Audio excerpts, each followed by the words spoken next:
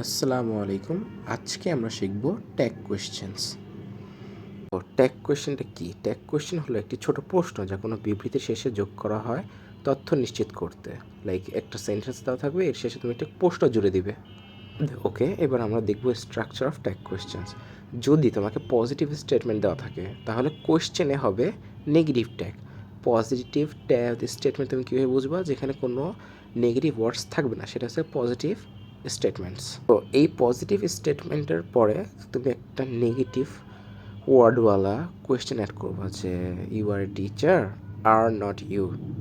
এখন যে এক্সাম্পলটা দিলাম এখানে দেখো, এখানে আমাদের পজিটিভ স্টেটমেন্টটা ছিল ইউ আর এ টিচার। এখন আমি বলছি কি আর নট ইউ, একটা ট্যাগ কোয়েশ্চেন যোগ করে দিছে। এটাই হচ্ছে তোমার ট্যাগ কোয়েশ্চেন, যে আমার পজিটিভ স্টেটমেন্ট দিছে, আমি একটা নেগেটিভ কোয়েশ্চেন মার্ক দিয়ে কোয়েশ্চেন করছি, শেষ।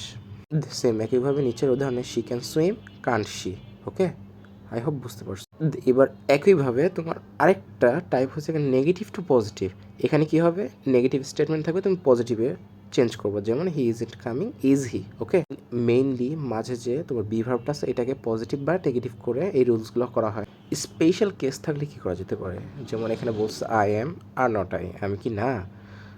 এগুলো প্রায় সিমিলার। এখন যদি বলি I am your friend are not I, আমি কি না, এটা বুঝিয়েছে। এরপর লেটস থাকলে শ্যাল উই হবে, লেটস কেউ শ্যাল উই। ইম্পারেটিভ আদেশ উপদেশ, তোমার কাউকে কিছু সাজেস্ট করা, এগুলোতে হচ্ছে কি থাকবে? উইল ইউ, ওয়ান্ট ইউ হবে।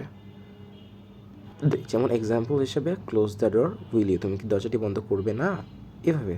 এই ছিল আজকের কিছু ট্যাগ কোয়েশ্চেন বোঝানোর ট্রাই করলাম। যদি ভালো লাগে এগুলো প্র্যাকটিস করে আমাকে কমেন্টে বলতে পারো।